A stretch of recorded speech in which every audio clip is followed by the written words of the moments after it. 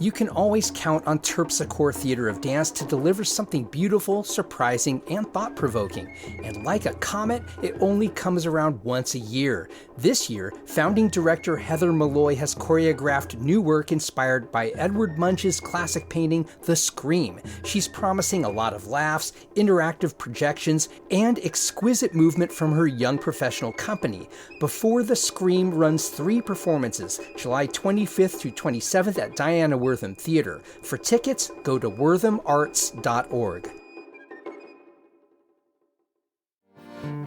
I am a maker, a builder, a baker, although sometimes my messes are all that you'll find. I'll tell a story, both true and allegory. Oh, the process is precious, so it takes up all my time. Michael Cayse has only been Asheville's fire chief since the start of the year, but he came with more than 3 decades of experience in Cincinnati, and as part of that, working with the Federal Emergency Management Agency. The public should understand how good a fire department this is.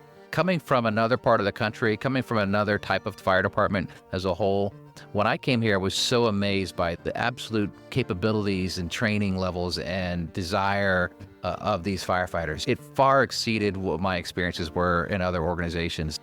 This is The Overlook with Matt Peiken, a podcast about the news, arts, issues, and trends of Asheville. Asheville firefighters received a pay raise in the new fiscal year budget of nearly 9%, but that still puts them behind where they'd like to be. My guest today, Chief Cayse, tells us about the other ways Asheville works to be a department that attracts and keeps talent. We also talk about how today's fire departments little resemble those of yesteryear, the demands and skills of the job that go well beyond traditional firefighting, and Cayse's thoughts about what his department needs to become a state-of-the-art unit.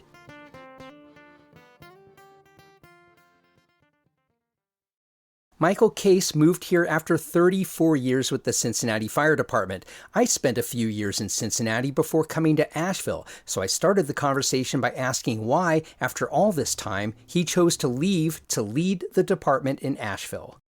I was timing out. I had to retire December of this year. I had a mandatory retirement, so I was looking for new jobs.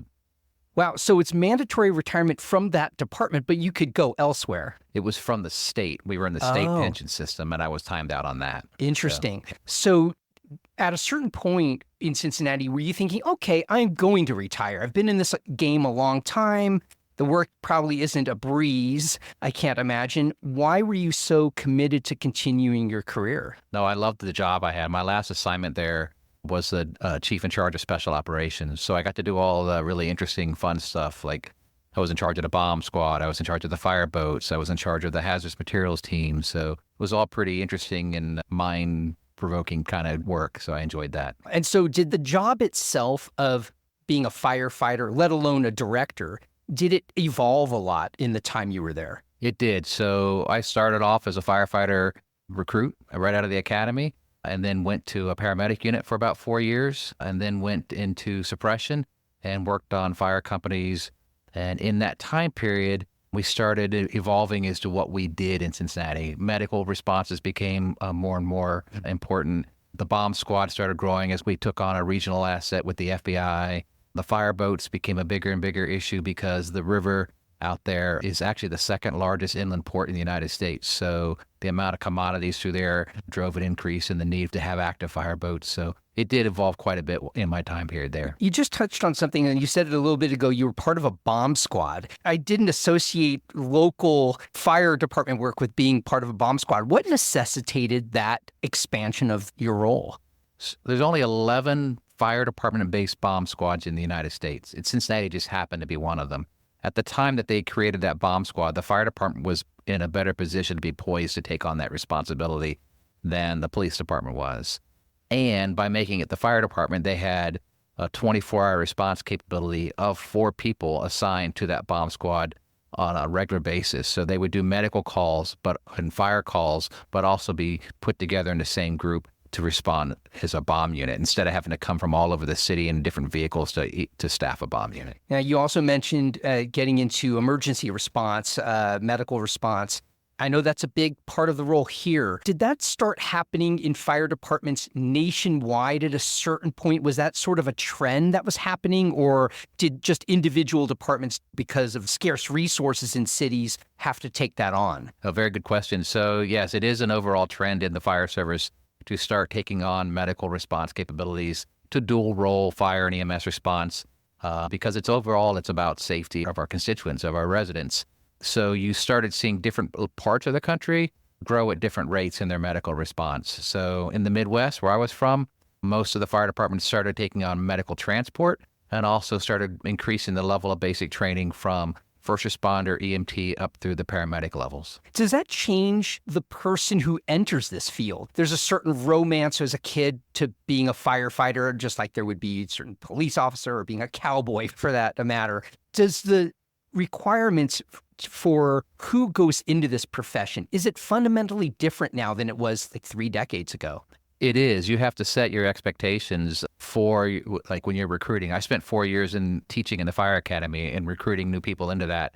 And you have to be very clear with the people that you're recruiting that their responsibility is more than just fighting fires, more than just going on a fire truck, that they are actually going to be hands-on medically treating the people of our community. And so with that said, that takes a different kind of skill set or a different kind of mindset of the individual. So you have to pretty much set their expectations coming in. And the training is different, isn't it? Because in some sense, it seems like almost different skill sets, different professions. So it's one thing to be a solid firefighter. It's another to be an empathetic first responder. How do those twain meet? And do some good firefighters flame out in a sense because they can't handle the other parts of the job? So with the medical side, our firefighters here in Asheville and across the country, for that matter, are exposed to a lot of traumatic events and a lot of things that are very hard to deal with. And so part of that training is also teaching them how to manage the events and what they see and how to go from day to day with that. And the medical training side is just as rigorous as the fire training side. When I went to paramedic school in 1987, and at that time it was only 240 hours long. Today, if you go to paramedic school, at least in Ohio and also here in North Carolina, it can be upwards of 2 years of training. So Wow. You get a college degree for that now, an associate's level degree for that. You start out at that time in your life, you get an associate level degree getting that grounding. If you start now in the paramedic service in different parts of the country, it can be an associate's degree. It can be a certificate or a license, which may only be a year as well. So it varies by region. Do people enter the field first through firefighting, like they want to be a firefighter, then get this more broad education? Or do they come in from a healthcare perspective and then come into firefighting on the back end? I think the vast majority of people enter this field to be firefighters first. And then they accept that and they embrace the fact that being the medical responder is part of the job. Yeah. Correct me if I'm wrong in this. You're part of the law enforcement division. You're right next to the police department here.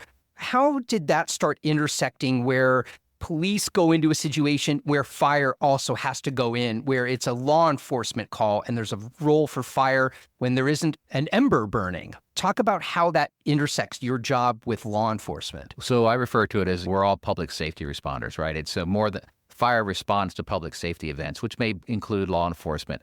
But you're absolutely correct. Many of our responses are joint responses where we can't do our job without their being there and vice versa.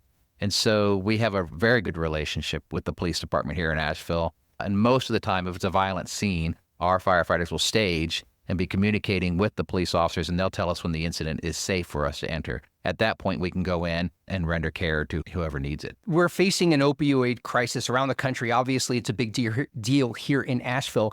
How does your department intersect with what's happening in terms of street level drug use? Because there are ambulances that go to scenes. Where do you and your staff fall into this? So we fall into it in a variety of different ways. And you're absolutely correct. The opioid crisis has taken off in the last several years here, as well as the rest of the country. But primarily, Asheville firefighters are the first responders to medical incidents. So they're getting there usually before any transport unit or medical unit arrives. And what they're doing is doing the initial size of the initial life-saving activities.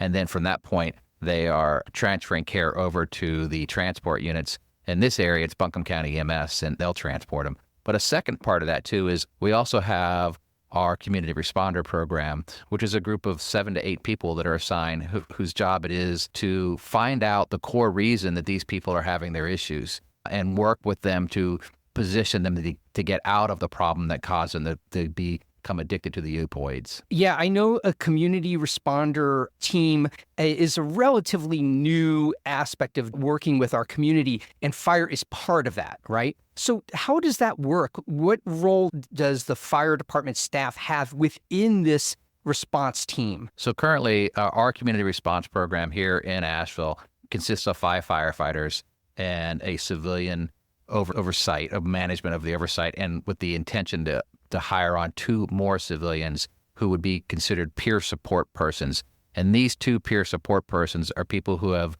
lived a homeless life already, and they understand and are empathetic with the homeless population or the unhoused population here within the city.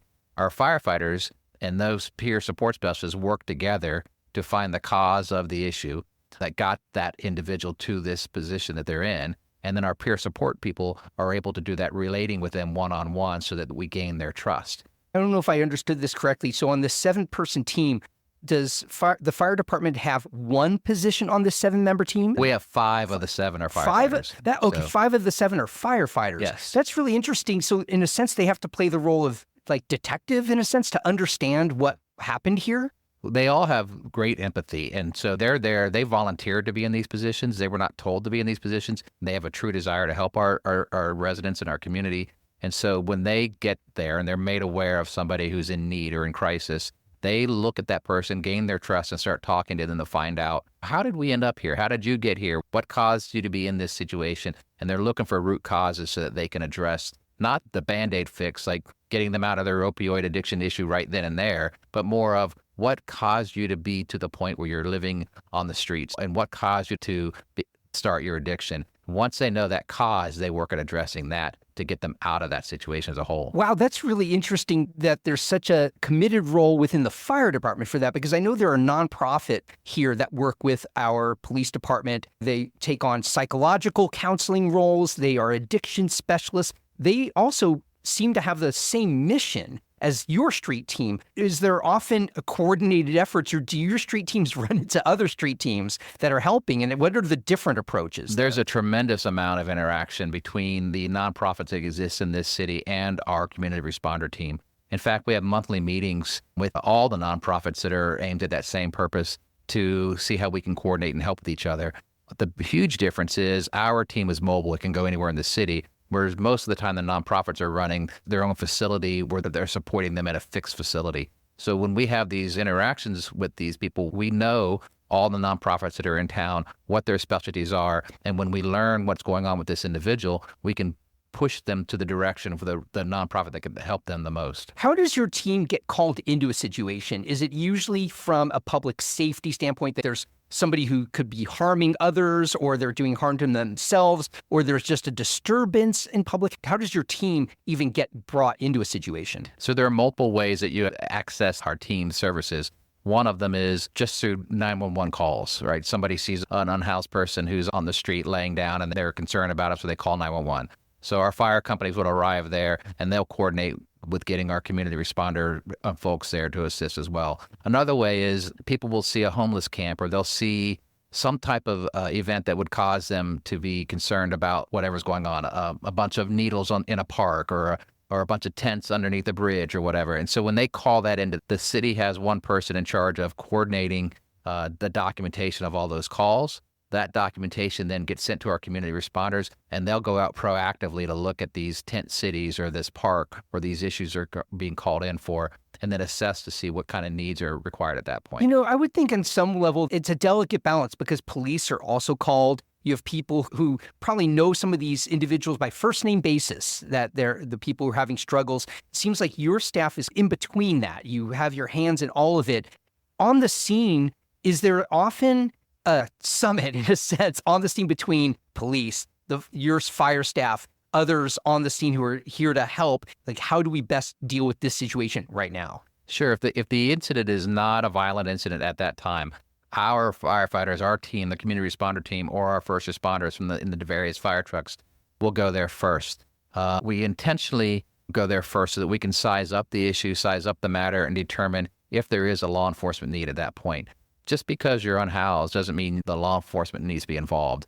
And so our folks will look at that. If the scene is violent or if there is an issue that does require law enforcement needs, then we will make that notification and ask them to come there. But for the most part, we size it up first, determine what the needs are, and go from there. You were talking about things that fire departments everywhere are facing. Is there something fundamentally different, and you're still very new here, is there something different about your role and what your staff does here in Asheville than in Cincinnati, or name your other metropolitan area? Is Asheville distinctive in terms of its challenges here? I think every city has their own distinct challenges. Unlike Cincinnati, Asheville has a huge wildland-urban interface issue, right? So I didn't have to deal with forest fires in the city of Cincinnati. Unless it was Mount Airy. Unless right? it was Mount Airy, yes. But yes, here, of course, you have that issue, and you have to plan for that, and you have to be concerned about it. The other thing is that the community here is smaller than the metro community where I'm from in Ohio, and as a result, our firefighters have to be the jack of all trades, if you will. They have to have more training and they have to have more specializations. That becomes an issue, and every community manages that differently. More after this.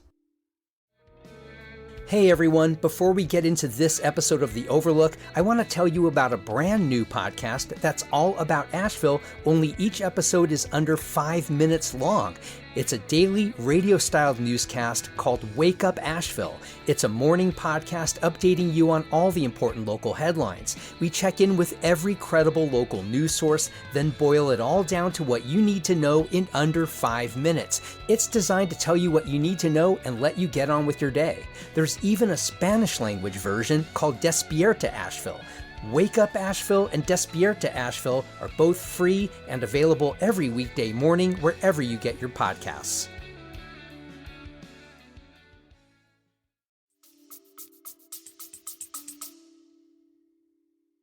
You've got more responsibility in the job, yet pay is still a struggle here. I know that APD, the police department, was down when I talked to Chief Lamb, about 25% of its budgeted force. Mm-hmm. Where does your staffing stand compared to how much you're budgeted for? So we're very fortunate here with Asheville Fire. I just heard 2 days ago we were at 98% of our budgeted staff. Wow. And then on July 7th or 8th, I'm not exactly sure, that first week of July, we're bringing on a recruit class of 16 additional people to account for any retirements that may occur over the next 6 months or so. That's fascinating to me because some of the conditions that I've understood from the police, at least in the past several years, why they are understaffed, low pay being a part of it. Low pay was a big problem here within the Asheville Fire Department, from what I understand, yet you don't have or didn't have the same staffing issues. What's the difference there? I can't speak for the police department. What I can say for fire is we focus on, I guess, the total picture, if you will. We want to make sure that our firefighters have great opportunity for career advancement. We are able to provide them a lot of extra certification type pays for if you speak a foreign language that benefits us here in the community when you're doing your responses, we give you money for that. If you take on one of those specialty fields that we talked about before, like hazardous materials response, we give you funding for that. So if you get a college degree, which helps us as an organization grow, we give you initial funding for that. So in those ways, with the recent pay raise they got on top of all of these things, it really puts our firefighters in a competitive area. So you just mentioned something that in addition to salary, there are contributions to their furthering education. Is that something that has been part of fire departments everywhere for quite a while, or is that a relatively new incentive that's been recognized? We need to do this for our department. I think every fire department values the increased education of their employees, right? So some departments do that in the way of tuition reimbursement. Other departments do it in the way of a percentage added to your paycheck after you receive your degree. And other departments will say, we will send you to these professional credentialing classes. So it's a combination of what works best for that community. Our community here, we will send you to credentialing classes and we will supplement your income after you receive your degrees.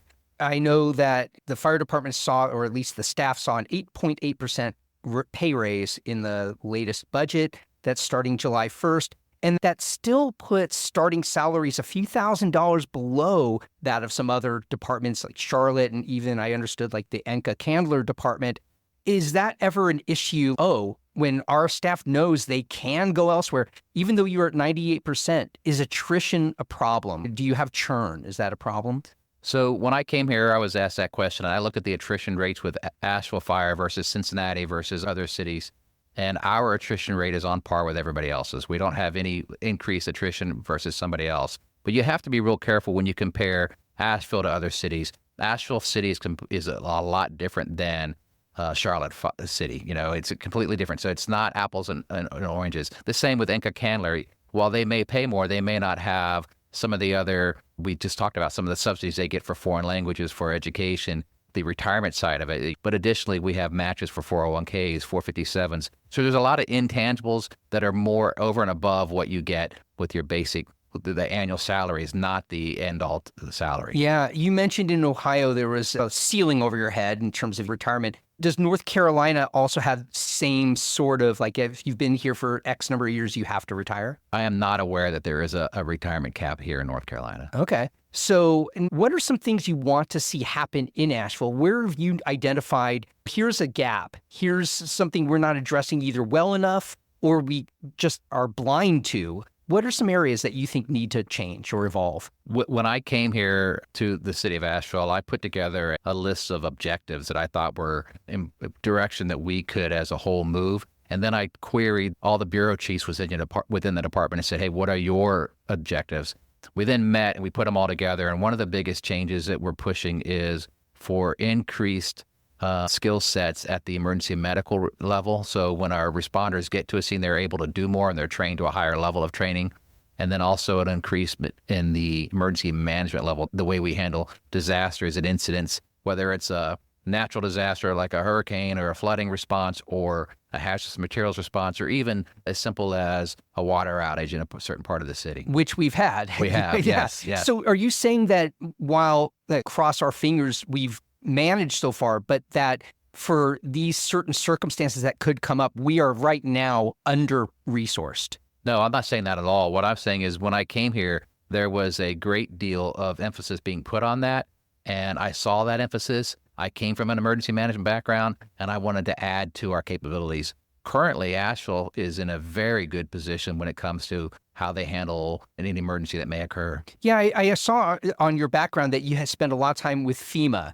And how does that experience play into how you want to lead here, how this department needs to evolve? I think one of the big things it does is that I know what it's like to come from somewhere else in the country, be plopped into a situation and help a community recover from that incident. And as a result of that, because I see it from a different lens, if you will, from a different direction, I'm able to plug that lens into our planning process. So I can say, when these organizations respond into your community, this is the kind of stuff that they're going to be looking to see if you've done or can do. You mentioned advancement. When I thought Chris Budzinski was going to be part of this conversation, I'd seen on his background that he's part of different engines, squads, and battalions. Can you explain the difference between engines, squads, and battalions? Sure. As you come into the fire service, everybody starts with the same level of basic training. You come out of the academy and you're a basic qualified firefighter with the basic qualified medical stuff, and they put you in basically right in the backseat of a fire truck.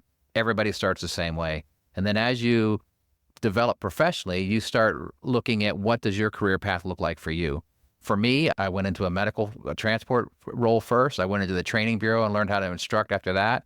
Then I went into the special operations side of things. And for me, that was heavy rescue companies where I learned all the technical rescue aspects, from building collapses to swift water operations to helicopter operations, all of that. For other people, they might like to work on a ladder truck instead of an engine. So in a ladder truck, you do all of the ventilation, you do all the search and rescue inside of the building, you do all the forcible entry to get into a building that's locked up. On an engine company, if you went that route and you enjoyed that, you're the person who pulls the hose from the hydrant to the fire truck and into the building and puts the fire out with the water. But as you get to a point where you promote past being on a fire truck, then you might go into a command role after you've had that experience on a fire truck. And now you might start leading the fires when you get there and directing what everybody should be doing. So Chris has had that huge background coming up through the ranks and serving in all those different roles. So what's a squad? What's a battalion? A squad is a group of people who have additional training over and above firefighting to include some technical rescue, and they're used as an extra force to help fill the hole that's not being done at the fire because this fire is a little bit bigger on arrival, so they might need extra help. A battalion, it refers to two different things. Geographically, it's a certain part of town. Asheville Fire has 3 battalions with a certain amount of fire stations in each one of those battalions. But each battalion geographic area is covered by a battalion chief. He's one person that runs all the fire companies in that geographic area. So you can look at it, or tell me if this isn't true, as like a pyramid, that engines report to squads are part of a battalion. So I don't think any engine guy would ever let you say that. So engines, trucks, being ladder trucks, squads, they're all resources that do different things that are needed accomplished at a fire. So they all support each other. The battalion oversees all those 4-person fire trucks that are running around. Now, you have a gleaming new building in the Montford neighborhood. Mm-hmm. Is that the envy of your whole department? Does everybody want to be assigned to that? What do they have there because it's new, that other, would you call it a precinct? Is that what it is? A battalion area, a running response area, basically. Yeah. What do they have there that other response areas in Asheville say, we need that here? Yeah, so the facilities for Asheville firefighters are one of the huge, tremendous needs that this fire department has. Our facilities are 60, 80 years old. That facility that you're referring to, our Station 13, our Broadway Public Safety Station, is an example of what a modern facility should include. Firehouses are more than just buildings with garages in them to put fire trucks in them. There's all kinds of issues when you build these brand new stations that are required that didn't exist 60 years ago when some of our older stations were built. For example, diesel exhaust has been shown to cause cancer. Our fire clothes, when we bring it back, have cancer stuff from the fires on it. And there's clean rooms where we can get those things clean. There's temperature-sensitive rooms that prevent that stuff from getting up in the HVAC ducts and getting spread throughout the entire firehouse. All of these things are things that that modern station has that an older station doesn't. And you can't retrofit older stations with this equipment. No, this city has looked at the ability to retrofit, and to do that, you really are starting from scratch. You can't change where the HVAC ducts are. You can't add specific rooms in there. So it is a total rebuild is what is required. We've got such financial pressures in this city. Do you think that this is going to be an ever-present need, that just given the priorities in this city, that, okay, we're just going to have to wait in line? We do have a lot of financial concerns in this city, and the city is aware of that.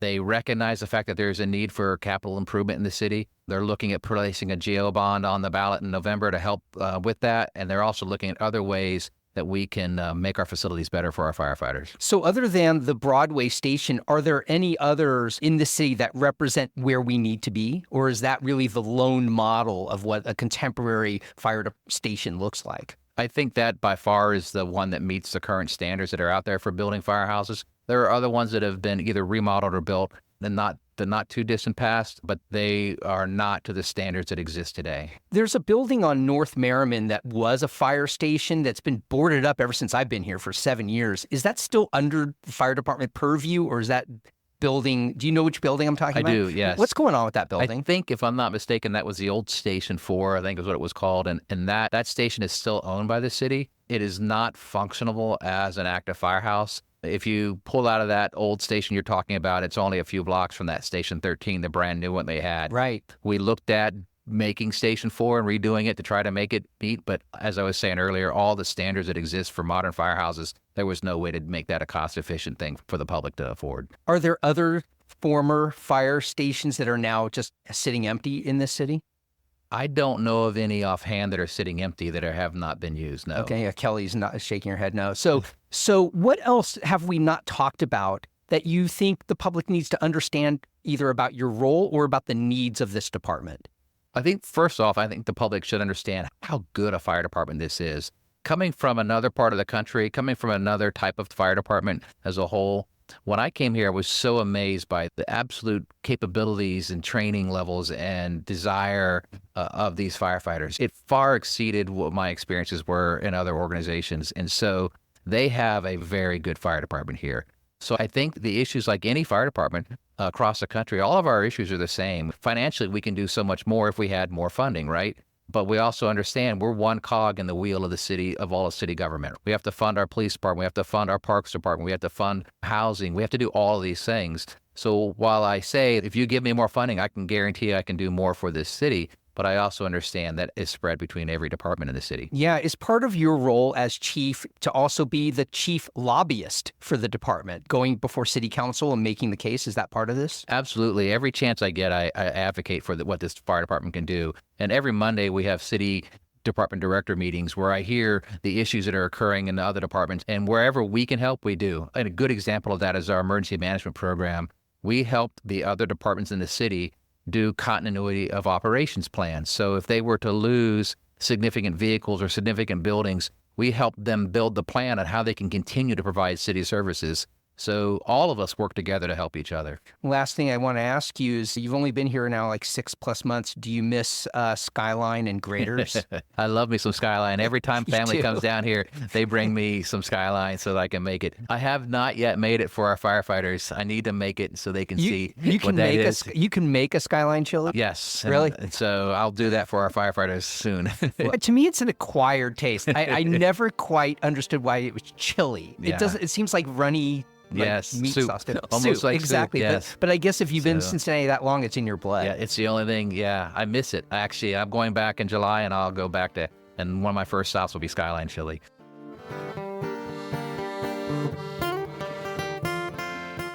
I want to thank Chief Michael Cayse for spending time with me and this great conversation. If you value the Overlook's place in Asheville's media landscape, please consider joining dozens of others who are supporting the show through my Patreon crowdfunding page. Become a member for as little as $5 a month. Visit patreon.com/The Overlook Podcast. Our First Look newsletter gives you just a handful of daily headlines from around the local media landscape to get you on your morning. We also have a weekly newsletter devoted to all things The Overlook that hits you every Friday. Both are free and available at podavl.com/newsletter. The theme song for The Overlook, Maker's Song, comes to us courtesy of the Asheville duo The Resonant Rogues. The Overlook is a production of Podcast Asheville. New episodes come out every Monday, Wednesday, and Friday wherever you get your podcasts. You can find us on any social media channel at AVL Overlook. And I'll see you on the next episode of The Overlook with Matt Peiken.